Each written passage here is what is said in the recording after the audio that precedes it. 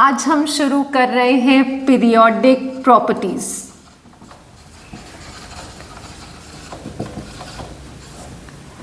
Periodic table सबने सुना हुआ है। हम लोग ने एक सिस्टम बनाया है फर्स्ट 20 एलिमेंट्स के लिए। आप सबको पता है कि फर्स्ट 20 एलिमेंट्स ये हैं। अब बहुत सारे टीचर्स बहुत सारे तरीके से इसको सिखाते हैं। हमने सिर्फ और सिर्फ एलिमेंट के जो सिंबल है उसको यूज करके एक सिस्टमैटिक रिदम बनाया है। ह हेली बी बक नॉफ नी ना मग आलसी पस सल आर कका। ह हेली बी बक नॉफ नी ना मग आलसी पस सल आर कका। इसमें सिर्फ और सिर्फ हमने एलिमेंट के सिंबल को यूज किया है। And how do we place it in the periodic table? Hydrogen, helium, lithium, beryllium, boron, carbon, nitrogen, oxygen, fluorine, neon, sodium, magnesium, aluminium, silicon, phosphorus, sulphur, chlorine, argon, potassium, calcium. So periodic table में सबको पता है कि ये first है, ये second है, ये 13th, 14th, 15th, 16th, 17th, 18th और बीच में क्या आता है 3 to 12। तो पीरियोडिक प्रॉपर्टीज के लिए हम फर्स्ट 20 एलिमेंट्स को प्लेस कर रहे हैं।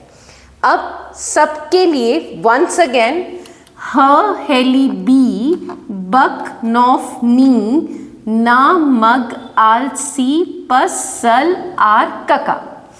अब पीरियोडिक प्रॉपर्टीज 4 हैं। Atomic size, ionization potential, electron affinity और लास्ट में इलेक्ट्रोनेगेटिविटी। अब मैं आपको एक ब्यूटीफुल वे बता रही हूं जिससे ये चारों कनेक्ट कैसे होते हैं।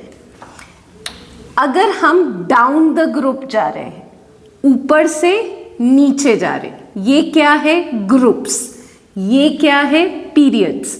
तो अगर हम ऊपर से नीचे जा रहे हैं तो क्या हो रहा है, साइज ऑफ द एटम बढ़ रहा है।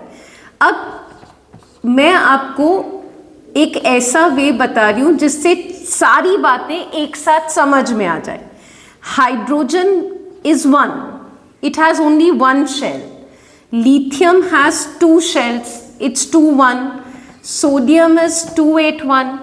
Potassium is 2881.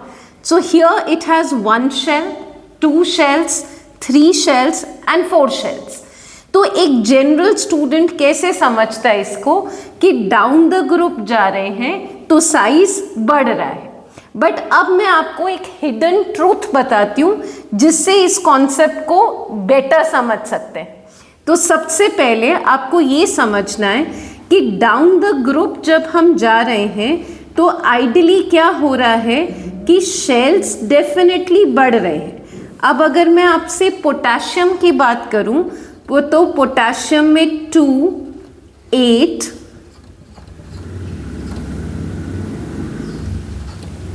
8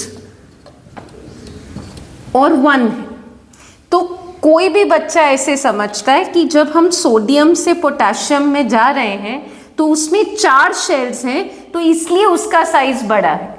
but this is not the absolute truth. इसमें एक हिडन पैरामीटर क्या है, स्क्रीनिंग इफेक्ट। स्क्रीनिंग इफेक्ट का दूसरा नाम है शील्डिंग इफेक्ट। अब होता क्या है, ये न्यूक्लियस है।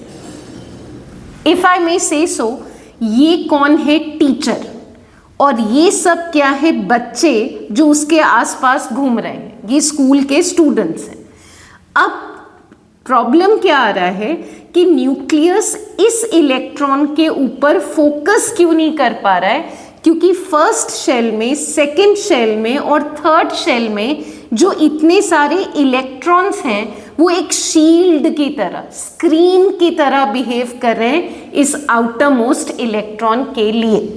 तो उसका फायदा ये इलेक्ट्रॉन कैसे उठा रहा है कि न्यूक्लियस का ध्यान तो मेरे पास है ही नहीं, वो तो मुझे देख ही नहीं रहा, वो तो इनके बीच में ही उलझा हुआ है। इसके लिए वो अपना आपको, अपने शेल को, अपनी लिमिट को एक्सटेंड कर लेता है। इसीलिए कहते हैं कि डाउन द ग्रुप जब हम गए, डाउन द ग्रुप जब हम गए तो क्या क्या हुआ, number of shells increased, distance of valence electron from nucleus increased, third screening effect increased।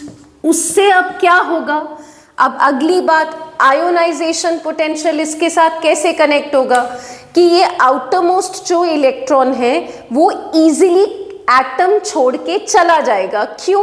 क्योंकि जो न्यूक्लियस है, जो उसका कंट्रोलर है, उसका उस पर ध्यान ही नहीं है। तो आयोनाइजेशन पोटेंशियल डायरेक्टली किसके साथ कनेक्टेड है, एटॉमिक साइज के साथ। तो अगर एटॉमिक साइज बढ़ेगा तो इलेक्ट्रॉन के निकलने की टेंडेंसी बढ़ेगी। तो इसलिए कहते हैं कि जैसे जैसे डाउन द ग्रुप हम जाते हैं, outermost electron easily lose करता है। तो this is the tendency which is shown. Third is electron affinity. अब इलेक्ट्रॉन अफिनिटी भी कैसे कनेक्टेड है, अब अगर किसी क्लास में बहुत ज़्यादा बच्चे बैठे हैं तो न्यूक्लियस यानी टीचर का ध्यान तो ऐसे ही उलझा रहेगा, इस बच्चे ने पेन गिरा दिया, उस बच्चे ने बॉटल गिरा दी, इस बच्चे ने उस बच्चे को कुछ कह दिया, आपस का टसल हो गया, तो टीचर उसके अंदर ही उलझा रहेगा। तो जो आउटर मोस्ट शेल है उसके ऊपर उसका ध्यान है ही नहीं। क्यों? क्योंकि वो उलझ रहा है। तो इसमें फायदा क्या करेगा, जो आउटर मोस्ट इलेक्ट्रॉन है वो निकलने की कोशिश करेगा, और नया जो इलेक्ट्रॉन है वो डर के मारे अंदर आएगा ही नहीं। क्यों? क्योंकि वो क्या देख रहा है कि टीचर जो बच्चे बैठे हैं उनको तो कंट्रोल कर नहीं पा रहा, तो मुझे कैसे करेगा। So this is why we say as we go down the group, atomic size increases, number of shells increase, screening effect increase. So effective nuclear charge, to all of you, this is the main key word, effective nuclear charge decreases. So tendency of the electron to leave the atom increases but to enter the atom decreases. तो जितना नीचे जाते जाएंगे periodic table में तो electron जल्दी जाएगा पर नया इलेक्ट्रॉन जल्दी आएगा नहीं। Thank you.